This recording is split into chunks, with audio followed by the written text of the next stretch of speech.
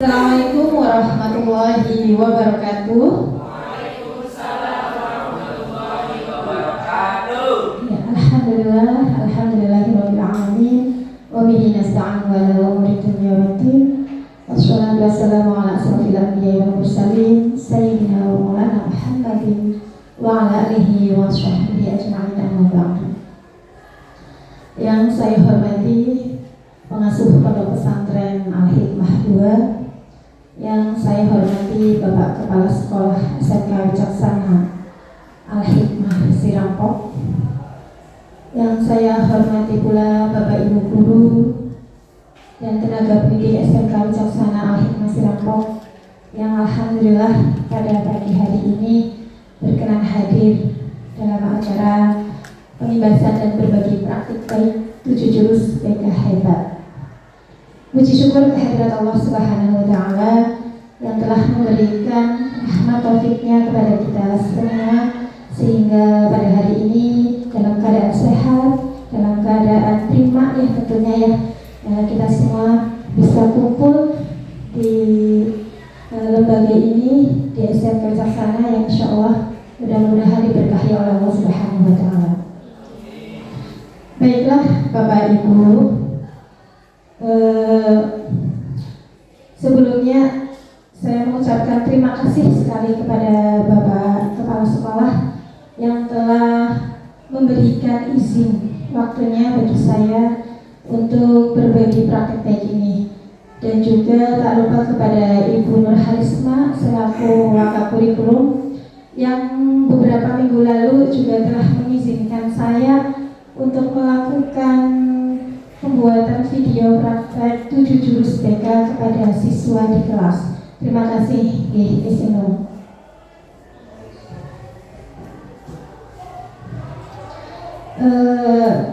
Maksud dan tujuan saya mengundang Bapak Ibu ke sini, sedikit cerita aja nih Bapak Ibu.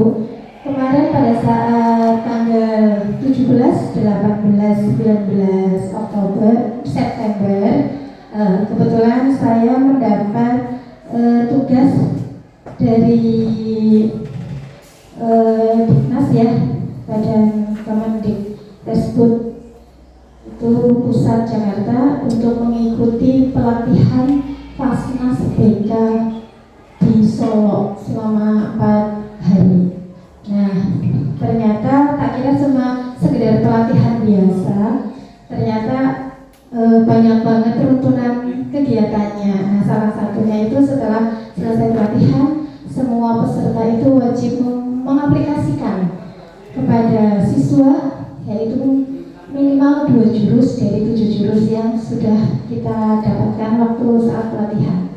Nah, kemarin alhamdulillah minggu terakhir di bulan September saya sudah mempraktekkan 1 jurus, yaitu jurus 1 kepada kelas 10. Terus tanggal 7 Oktober kemarin saya melakukan praktek jurus keempat kepada kelas 12. Dan hari ini saya akan mempraktekkan atau berbagi praktek baik tentang pengalaman saya setelah melakukan praktek jurus ke-1 dan ke-4 kepada siswa. Seperti itu nih Bapak Ibu, itu maksud tujuan saya mengumpulkan Bapak Ibu sekalian di tempat ini. Terus pada kesempatan ini izinkan saya juga berbagi praktek baik mengenai 7 jurus BK hebat, sebuah pendekatan strategis untuk memperkuat layanan BK di sekolah agar lebih relevan, adaptif, dan berdampak positif bagi murid kita. Program ini lahir sebagai respon terhadap tantangan zaman di Bapak Ibu. Ini berarti programnya Menteri kita yang baru, kurikulum mendalam, seperti itu. Dan kebutuhan murid saat ini sekaligus juga mendukung terwujudnya profil pelajar Pancasila melalui peran aktif guru BK sebagai agen perubahan. Nah, ini kenapa saya mengundangnya Bapak Ibu guru, karena kan Bapak Ibu guru di sini juga selain guru mapel, guru wali kelas, dan juga guru wali. Nah, salah satu tugas guru wali juga kan mendampingi siswa ya memberikan layanan. Jadi seperti ya 11-12 dengan guru BK. Kalau saya pelajari di Jobdesk Guru Wali seperti itu. Nah kebetulan kan semua guru di SMK anak adalah guru wali. Mungkin nanti pembagiannya kalau di Dapodik sudah dibagi gini sih. Nanti tinggal di-share di Bapak Ibu itu sebagai guru wali kelas berapa, siswanya atas nama siapa. Itu semua guru mapel, guru SMK itu mendapatkan jabatan tambahan sebagai guru wali. Nah mungkin nanti materi yang akan saya sampaikan ini bisa bermanfaat sebagai guru wali seperti itu ya. Tapi mohon izin sekali lagi, nanti apa yang saya sampaikan itu bukan berarti saya mau menggurui Bapak Ibu deh.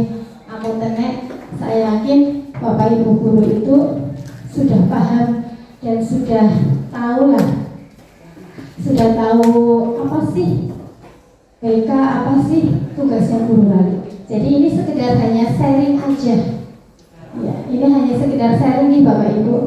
Dan barangkali saya juga ada kekeliruan atau kesalahan. Mohon saling memberi masukan yang baik. Insya Allah kegiatan pada pagi hari ini kita kesepakati kurang lebihnya 40 menit sampai 1 jam di Bapak Ibu. Jadi mohon maaf dan minta waktunya 40 sampai ke depan. Lanjut nih Pak. Mewujudkan generasi hebat. Inovasi bimbingan dan konseling di Indonesia untuk menciptakan generasi hebat melalui 7 jurus efektif dan inspiratif. Seperti yang tadi saya jelaskan ya, untuk mendukung layanan BK di sekolah. Pentingnya 7 jurus BK hebat untuk generasi masa depan. 1. Mewujudkan generasi hebat memerlukan pendekatan inovatif dalam bimbingan dan konseling. Penerapan strategis ini dapat meningkatkan kualitas pendidikan di Indonesia secara signifikan. Dan bimbingan dan konseling yang efektif adalah kunci untuk menghadapi tantangan masa depan. Nah ini adalah 7 jurus BK hebatnya. Di antaranya 1. Kenali potensi. Siswa mengerjakan asesmen minat bakat secara sistematis untuk membantu mereka mengenali potensi. Ya, ini jurus ke-1. Jurus ke-1 jurus BK hebat, yaitu kenali potensi. Nah yang kemarin itu yang saya praktekkan dengan siswa itu ini jurus 1. Kenapa kita sebagai guru ya, sebagai pengajar, sebagai pengampu, wali kelas, bahkan guru wali harus kenali potensinya. Kenapa Pak?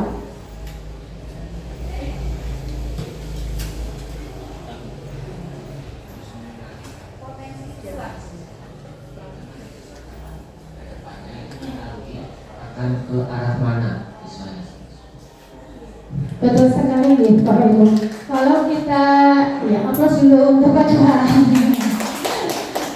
Kalau kita sudah mengenali peserta didik kita atau murid kita ya, itu nanti kita dengan mudahnya menyampaikan apa yang mereka inginkan dan insya Allah tujuan atau capaian dari pembelajaran yang kita berikan juga tercapai.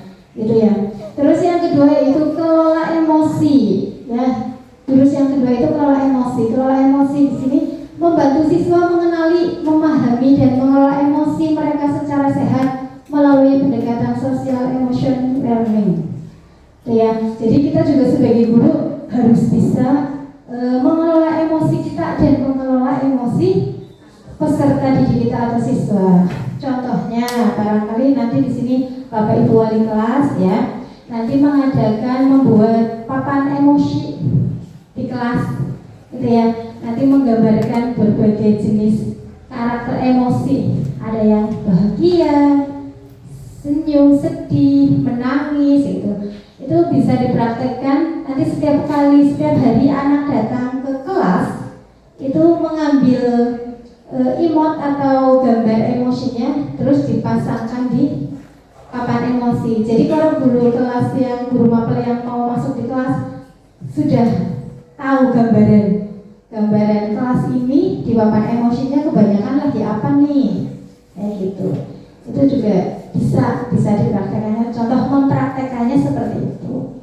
Jadi kan nanti kita dalam pembelajarannya juga diimbangi dengan emosi yang sedang mereka alami, kayak gitu. Itu kedengarannya kayak anak TK ya. Di TK mah sudah berjalan, tapi sama sebenarnya SMK juga bisa gitu. Kita praktekkan seperti itu. Jadi wali kelas membuat papan informasi mengenai emosi. Nanti setiap hari anak-anak itu hadir dan menempelkan emosi apa yang hari ini saya rasakan, seperti itu. Itu adalah untuk kelola emosi. Oke, kayaknya pada ngantuk semua ya. Hai. Halo. Oke, untuk lebih refresh ya sebelum saya lanjut ke materi lagi. Ada doorpress, minta doorpress. Ya, ayo kita speaking dulu ya. Kalau saya kode tangan ngepal kayak gini, nanti kalian jawab yes, dahsyat, luar biasa. Bisa nih Bapak Ibu?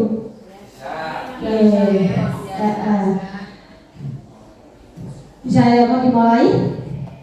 Oke. Luar biasa ya. Belum konsentrasinya belum penuh, soalnya jawabannya masih ada yang masih melamun. Ya, 1, 2, 3.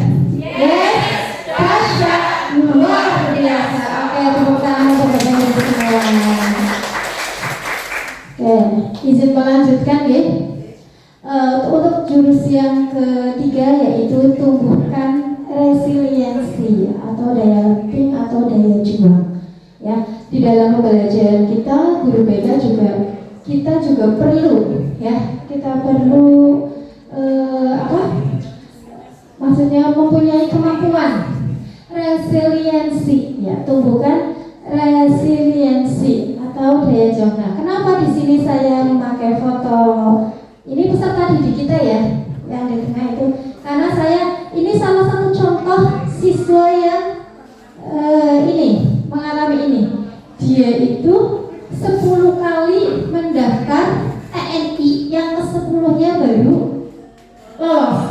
Berarti dia mempunyai daya juang yang tinggi gitu ya. Dan dia bisa mampu mengatasi kegagalan-kegagalannya. Seperti itu. Kita juga sebenarnya tumbuhkan resiliensi. Itu saat saya di Solo materi ini, saya langsung teringat, kita sebenarnya setiap hari sudah mempraktekannya. Nih Bapak Ibu, karena apa? Karena peserta didik kita itu santri di pondok, ya. Terus juga banyak, beberapa persen bahkan lebih dari 65% ya, mereka itu ternyata kan pengalaman terbaru di pondok. Itu, jadi mereka baru di pondok, baru terbiasa dengan adaptasi dengan kedisiplinan pondok, jadwal pondoknya padat gitu. Nah, Bapak Ibu saya yakin, apalagi wali kelas itu selalu memberikan pengenalan pada pengertian kepada mereka. Itu juga nasihat ya, pengertian kepada mereka. Ayo semangat menyemangati mereka. Bangun jam 3, tidur jam 10 malam dengan padatnya kegiatan di pondok. Bahkan di kelas itu ngantuk, Bapak Ibu juga punya empati ya, masih gitu kan ya. Nah, itu juga berarti secara tidak langsung Bapak Ibu juga sudah mempraktekkan jurus yang ketiga ini kepada peserta didik kita, menumbuhkan atau tumbuhkan resiliensi atau memberi daya juang mereka. Jadi selalu memotivasi peserta didik, memberikan pengertian-pengertian, memberikan masukan jika gagal kita harus apa, kita harus bagaimana. Itu ya Bapak Ibu ya. Ternyata di kita itu Bapak Ibunya sudah melakukan jurus ketiga putra putrinya. Seperti itu. Next nih. Nah, terus yang keempat, jaga konsistensi. Membuat kebiasaan positif berulang dan konsisten serta membangun disiplin, tanggung jawab, dan manajemen waktu pada siswa. Jaga konsistensi juga saya rasa Bapak Ibu sudah melakukannya. Ada yang bisa ngasih penjelasan lebih?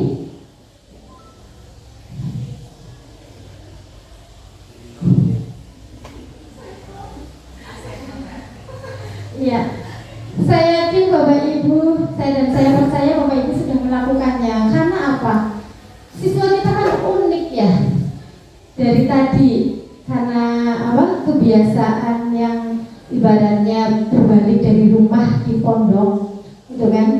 Nah, terus juga apa?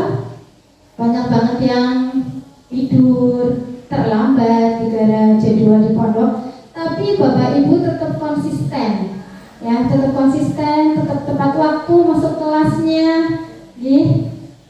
Walaupun ada baru beberapa anak, tapi Bapak Ibu sudah ini praktek baik Bapak Ibu, ya, selalu menjaga konsistensi, disiplin kerja di sini. Nah, untuk di sekolah kemarin saya juga telah mempraktekkan jurus 4 ini kepada siswa kelas 12. Itu memang tak tanya, kalian absennya dari awal itu ini banyak sekali yang sering alfa tidak berangkat. Alasannya ketiduran, mendingan bangunnya kesiangan, akhirnya mau berangkat malu, jadi sekalian gak berangkat. Terus saya cek absen riwayatnya di kelas 10 dan kelas 11 juga Masya Allah di kelas 12 TKJ ini. Tapi saya konsultasi dengan BK-nya, guru BK-nya, minggu-minggu ini ternyata mereka lebih disiplin, lebih banyak hadirnya dibanding tidak. Nah, setelah saya tanya dan setelah saya suruh mereka untuk menulis kebiasaan tidur 1 minggu ke belakang dan 1 minggu ke depan, ternyata benar ada perubahan. Ya, mereka itu 1 minggu ke belakang itu sering begadang, ya, terus jadi mengakibatkannya bangunnya kesiangan dan effort untuk ke sekolahnya jadi lemah. Jadi, nah, setelah mereka merencanakan kedepannya 7 hari ke depan akan tidur jam berapa dan bangun jam berapa, ternyata mereka punya niat yang baik, gitu ya, punya niat yang baik. Mereka menjadwalkan tidur setiap hari jam 10 dan bangun jam 4. Dan alhamdulillah versi mereka alhamdulillah dijalani, ternyata bisa, gitu loh. Makanya ini PR-nya Bapak Ibu guru juga ya, yaitu menjaga konsistensi anak kita, ya. Begitu juga dengan tata tertib berseragam. Kemarin juga saya contohkan tata tertib berseragam. Awalnya memang mereka berontak, kenapa sih Bu, udah bagus-bagus pakai OSIS harus ditambah dengan jas. Nah, setelah saya kasih pengertian, kasih kesadaran, akhirnya mereka mau. Walaupun sampai hari ini mereka mengakui mereka pakai jasnya hanya pagi saat kebiasaan dan saat keluar. Jadi takut ketemu dengan Bu Iba. Tapi kalau di kelas selalu dilepas. Betul enggak Bapak Ibu? Ada yang dilepas, ada yang tetap dipakai. Ini juga pelan-pelan nih. Namanya jaga konsistensi itu memang bertahap. Kita itu kalau pengen melakukan perubahan pada siswa memang harus bertahap. Jangan langsung dikasih kamu biasa jalan lari, jalannya paling 1 kilo, guru langsung kasih tambahan kamu harus berjalan 10 kilo, ya otomatis enggak mungkin, gitu ya. Jadi contoh sederhananya tadi kita sudah menertibkan anak-anak untuk pakai jas dan mereka mau mengikuti, tapi itu masih bolong-bolong, masih dilepas, masih diselempang. Nah, itu bertahap. Mudah-mudahan Bapak Ibu juga mengerti apa itu artinya jaga konsistensi. Jadi peserta didik jangan terlalu dipaksa nih Bapak Ibu. Terus kemarin yang mengajukan lagi jawaban dari anak juga. Padahal kita sudah Ibu contohkan sholat duhur berjamaah, gitu kan. Terus saya udah mau sholat Bu, katanya. Saya udah mau sholat, saya tahu ini program sekolah. Tapi ketika ketika ada yang oprak-oprak, saya jadi males. Lah, kok bisa? Gitu kan? Iya, dikiranya saya apa-apa harus diingatkan, apa-apa harus dikasih tahu, gitu loh. Nah, tapi kan nyatanya kalian kalau nggak diingatkan, nggak dikasih tahu, lama. Kesadaran kalian lama, gitu kan? Nah, setelah saya menjelaskan materi tentang jaga konsistensi, ya dari hari sampai akhir, terus saya membuka kesadaran mereka bahwa pentingnya saat sholat berjamaah, pentingnya sholat berjamaah, itu akhirnya mereka iya ya Bu. Jadi kalau boleh saya simpulkan, menjaga konsistensi itu memang harus yang paling baik itu melalui kesadaran si anak. Itu kalau dengan keterpaksaan, misalnya tata tertib ini akhirnya jadi terpaksa, itu biasanya dia mau melakukan, tapi nanti jangkanya pendek, nggak jangka panjang. Tapi kalau kita nyentuhnya, kita mau mengajak anak ini berbuat baik ini, tapi kita langsung nyuruhnya perintah, bentuknya perintah, dia mau melakukan, tapi nanti dia besoknya adalah. Tapi kalau kita nyentilnya tentang di hati dia, menyadarkan dia, ya pentingnya apa kegiatan itu, nanti mereka sadar. Dan insya Allah kalau mereka melakukannya dengan kesadaran diri, itu biasanya dampaknya akan berkelanjutan. Dan kemarin saya komunikasi dengan kelas 12 TKJ 1, mereka pada setuju seperti itu. Seperti itu Bapak Ibu. Ya, sepakat kamu boten. Barangkali saya yang salah. Oke. Ini untuk jaga konsistensi. Untuk jurus yang kelima yaitu jalin koneksi.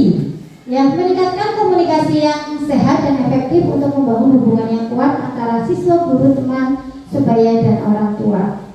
Ini juga penting. Jurus ini juga penting. Jalin koneksi. Ya. Kita harus sebagai guru, kita harus memiliki rasa empati, ya. Terus kita harus terbuka supaya konseling kita atau peserta didik kita, murid kita itu nyaman komunikasi dengan kita.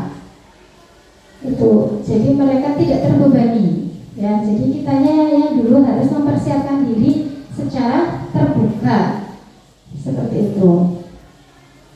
Selanjutnya yaitu untuk jurus ke-6, bangun kolaborasi.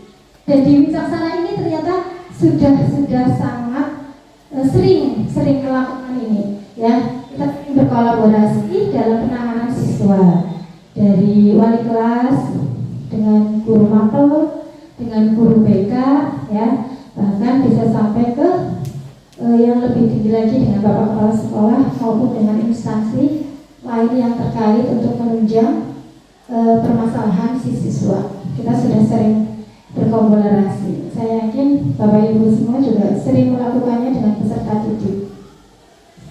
Untuk yang jurus yang terakhir yaitu menata situasi. Nah, menurut saya situasi di Wicaksana ini juga sudah menyenangkan, sudah aman, ya, dan insya Allah sudah ramah anak nih, Bapak Ibu. Terima kasih kepada tim Sastras, ya, yang telah memfasilitasi semua ruang kelas yang membuat murid kita belajar aman, nyaman, dan terlindungi, gitu ya. Menciptakan lingkungan belajar yang aman, nyaman, dan menggembirakan sebagai prasyarat penting bagi tumbuh kembang siswa. Dan ini juga sudah sesuai dengan SMK Wicaksana, gitu Bapak Ibu. Anak-anaknya sudah merasa nyaman berada di kelas, mengikuti pelajarannya Bapak Ibu semua. Iya. Nah, untuk ketujuh jurus ini, itu jurus 1 sampai jurus 5 yang tadi saya sedikit jelaskan, itu aplikasinya langsung ke siswa. Tapi untuk 2 jurus yang ke-6 dan ke-7 itu lebih ke sistem sekolahnya. Iya. Seperti itu. Boleh share sedikit ini ya tentang kemarin saya ini laporan kemarin hasil dari jurus ke-1 kepada peserta didik.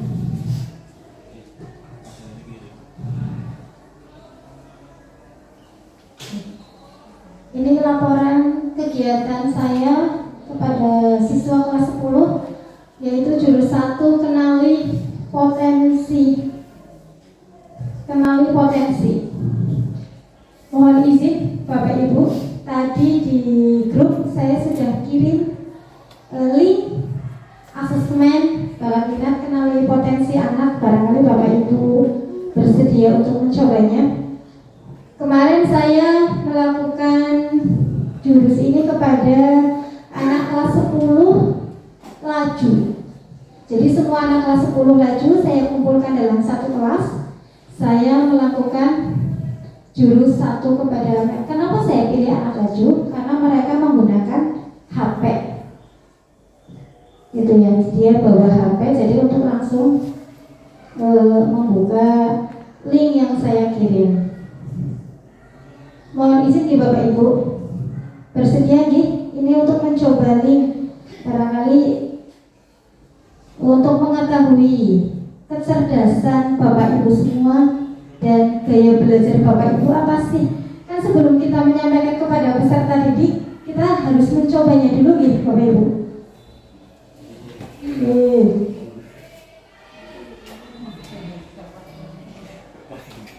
Tadi linknya sudah saya share di grup. Iya. Yang mau tes majemuk apa tes gaya belajar? Yang mana dulu nih? Bebas? Tes majemuk dulu nggak apa-apa.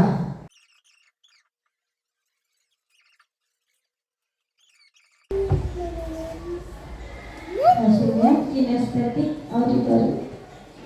Boleh dibacakan hasilnya? Kinestetik auditori.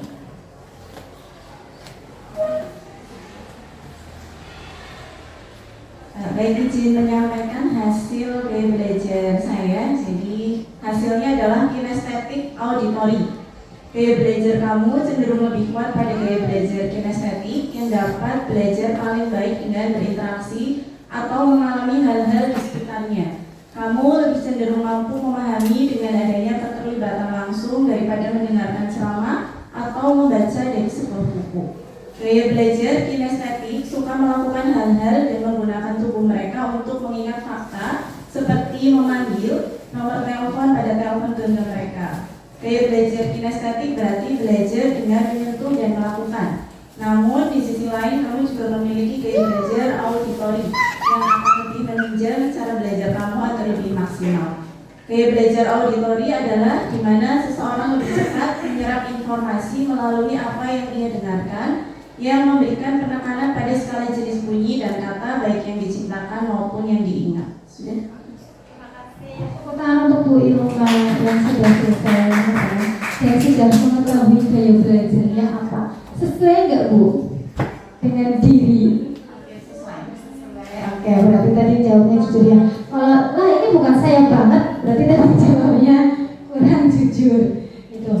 Jadi seperti itu nih Bapak Ibu, di dalam gaya belajar yang kita ketahui itu ada 3, yaitu auditori, kinestetik, dan visual. Iya, ketiganya ada 3, visual, auditori, dan kinestetik. Visual itu biasanya berarti kita sebagai guru harus mempersiapkan apa? Visual yang gaya belajar visual. Video pembelajaran. Jadi kita menyiapkan video. Berarti mereka kan lebih cepat kalau Bapak Ibu gurunya itu menggunakan video, lebih cepat menangkap. Itu kalau anak yang gaya belajarnya kategori visual. Nah kalau auditori ya mendengar. Jadi nanti Bapak Ibu bisa pakai metode ceramah atau diskusi ya, mengajak anak-anak untuk diskusi. Itu mereka lebih ngena. Nah, untuk gaya belajar yang ketiga yaitu kinestetik, itu anak-anak biasanya males kalau di kelas melihat guru ceramah, apalagi gurunya itu menampilkan poster ya, pamflet-pamflet, itu mereka malas. Mereka lebih senang diajak kinestetik. Jadi Bu Ilma, saya yakin pasti lebih senang langsung melihat praktek sendiri ya Bu ya, daripada mendengarkan. Oke, seperti itu. Nah kemarin hasil dari hasil dari saya masuk ke kelas 10 itu yang mengaplikasikan jurus 1 ya, kenali potensi, itu hampir 70% siswa yang saya ajak di kelas itu kinestetik.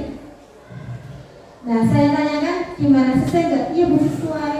Itu anak farmasi dan keperawatan.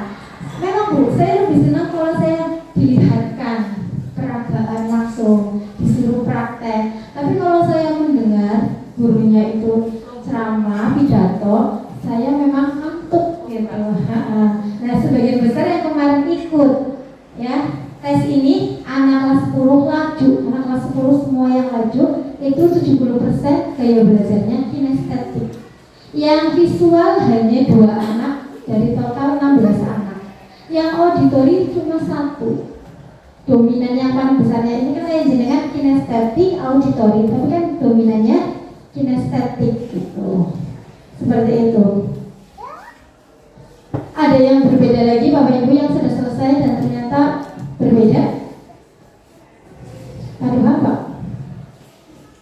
Tadi hasilnya? Oh, rata-rata kinestetik. Kinestetik auditori. Kebanyakan sama nih. Apa? Mama ini belum selesai. Pak Roset?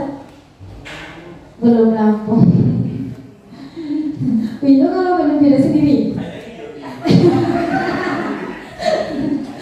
Halo guys.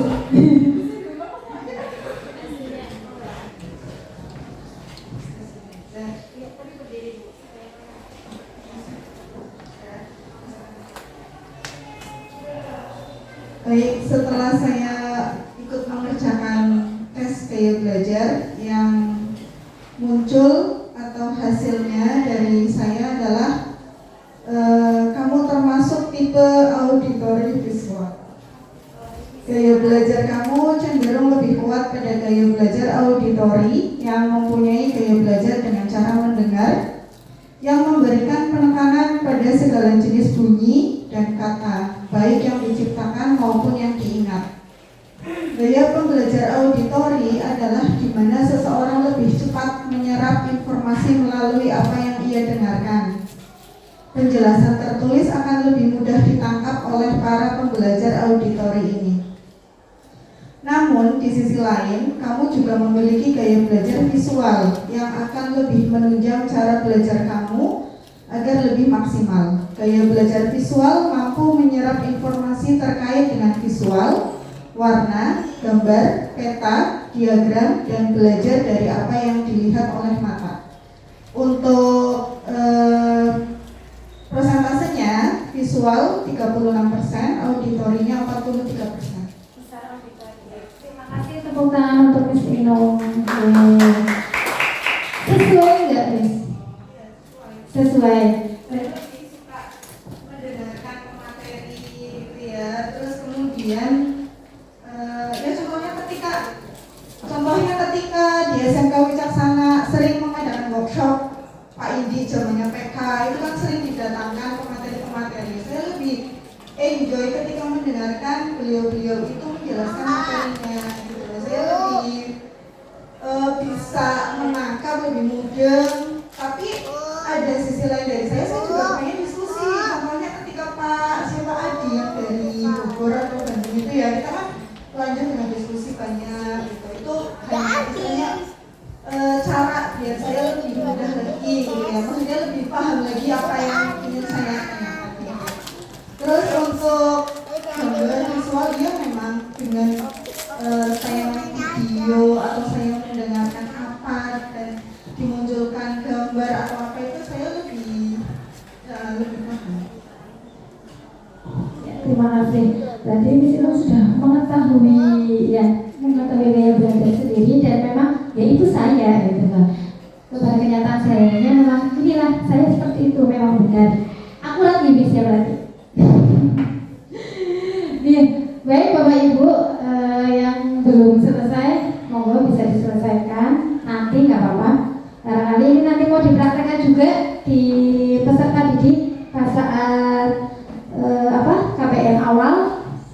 sebelum pengenalan. Terus ini yang kecerdasan apa? Seseorang juga beda-beda.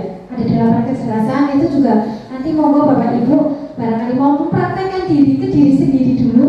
Sebenarnya saya termasuk golongan kecerdasan apa gitu kan? Apakah cerdas linguistik, cerdas logika, cerdas interpersonal, intrapersonal atau naturalistik ya.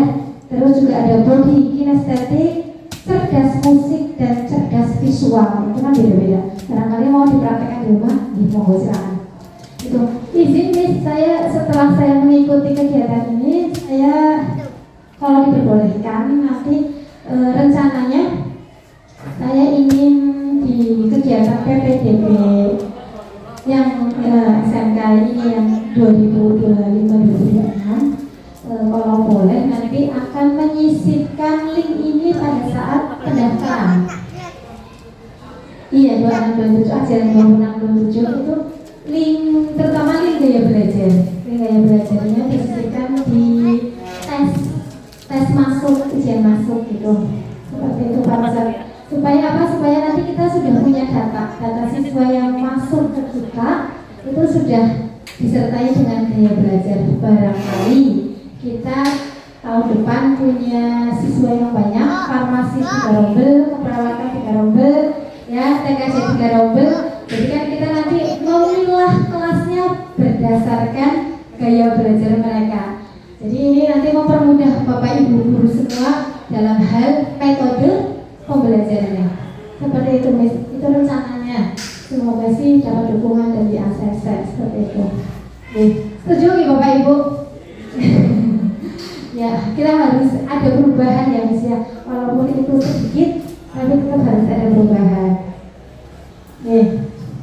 Nah ini, setelah kemarin saya melakukan tes kepada siswa, saya menyuruh mereka untuk mengumpulkan jawaban mereka pada Google Form.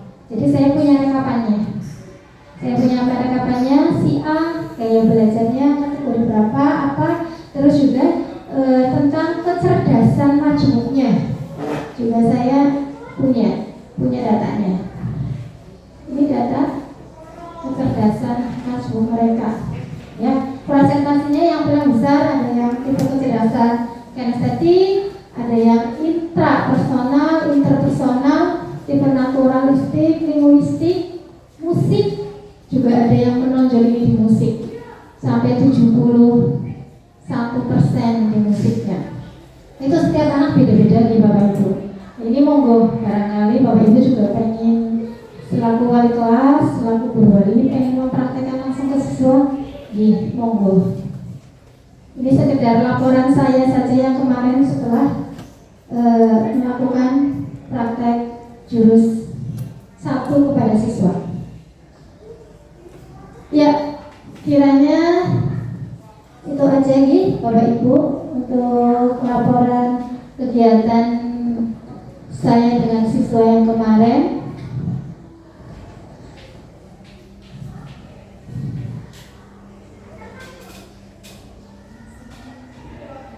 Nah ini, saya ingin menekankan lagi, ternyata hasil dari ini kan pakai metodenya ARKA ya, keren.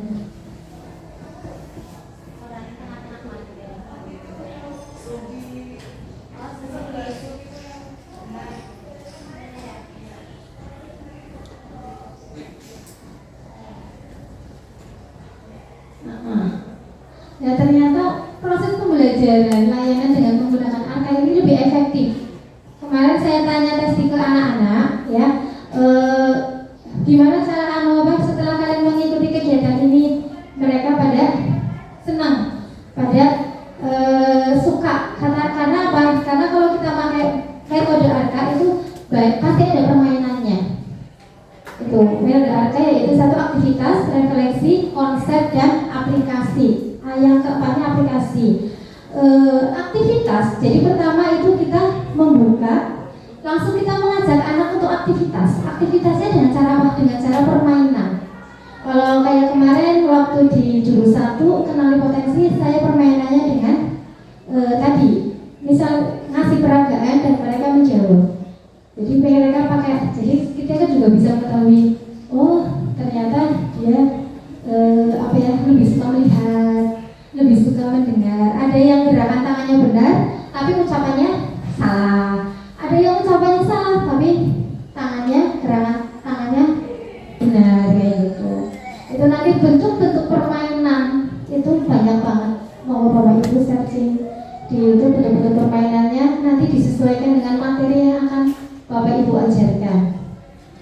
nggak langsung kita datang, assalamualaikum, langsung ngasih materi, tapi kita pakai aktivitas anak dulu, permainan dulu. Tapi permainannya yang nantinya nyambung dengan materi yang akan kita sampaikan, seperti itu. Setelah permainan itu dikasihkan, kita langsung meminta anak untuk merefleksinya. Kemarin rata-rata alhamdulillah pada antusias memakai metode dengan metode ARKA ini. Konsepnya berarti kita menjelaskan materi yang akan kita sampaikan. Aplikasinya setelah kita menjelaskan materi selesai, anak juga dikasih kesempatan untuk merangkum kembali apa yang tadi telah disampaikan oleh kita. Seperti itu.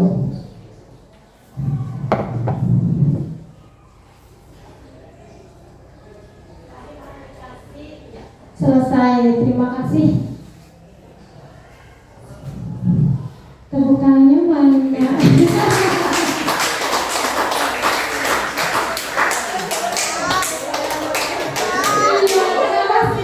Sarapan apa ya?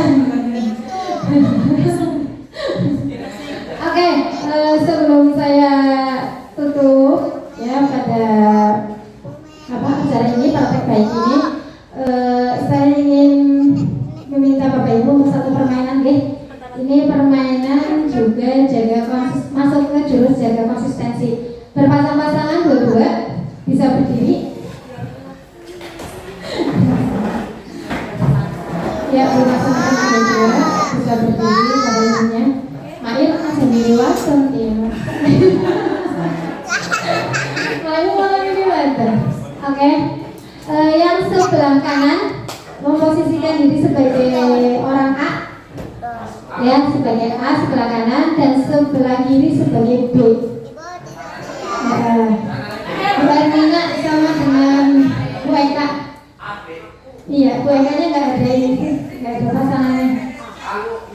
Ya, yang kanan dengan A sebagai A, yang kiri dengan B.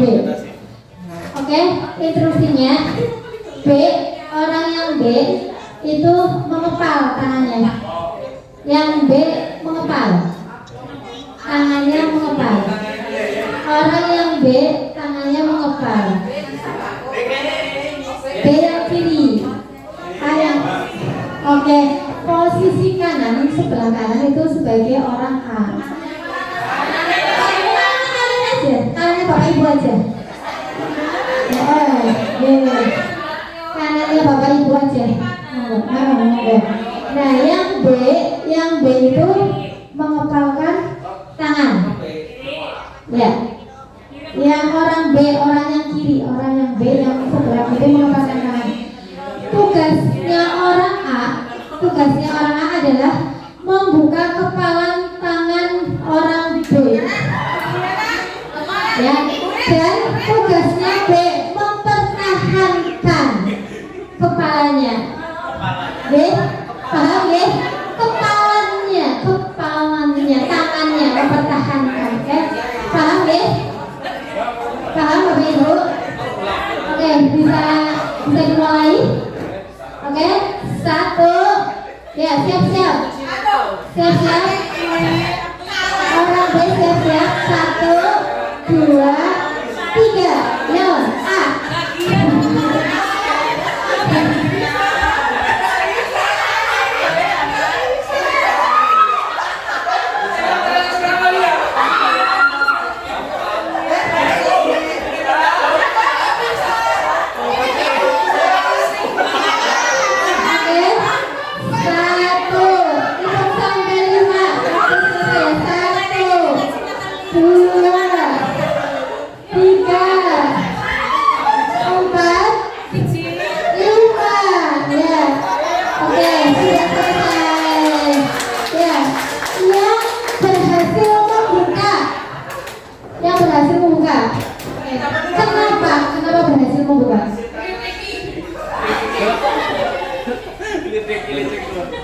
Berarti pakai strategi ya. Saya melepaskan karena saya takut daripada kehormatan saya hilang. Melepaskan kamu kehormatan itu berarti memberikan kehormatan loh, misalnya takut kembali. Oke, yang tidak tidak bisa dilepas. B. Ada enggak?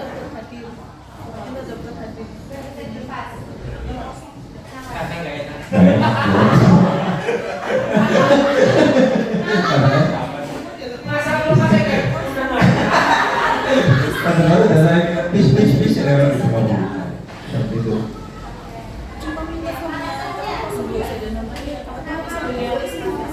Ya biasa hari ya. Sekali bis.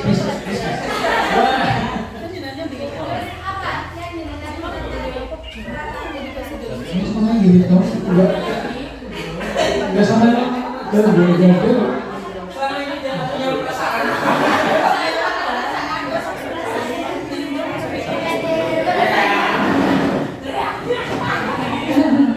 Ya, terima kasih Bapak Ibu. Nah, dari kegiatan tadi permainan tadi itu juga termasuk permainan jaga konsistensi ya. Bagi yang berperan mengumpat itu kan sebisa mungkin sekuat mungkin saya akan mempertahankan milik saya gitu kan ya. Nah, bagi yang bekerja untuk membuka itu harus konsisten, pelan-pelan, terus berjuang untuk membuka. Itu contohnya.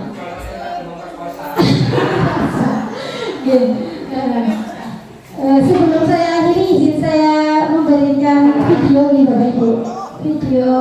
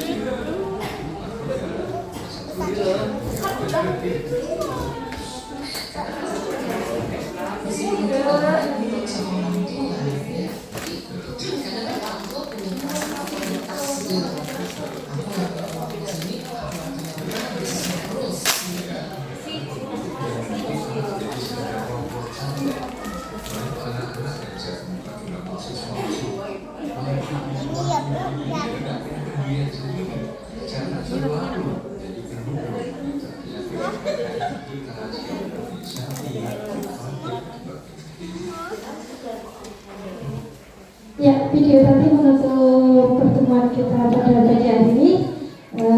Saya mohon maaf yang sebesar-besarnya dan saya ucapkan terima kasih kepada Bapak Ibu yang telah bersedia dan meluangkan waktunya untuk mengikuti acara berbagi praktik baik 7 jurus jaga hadap ini. Dari saya mohon maaf. Assalamualaikum warahmatullahi wabarakatuh.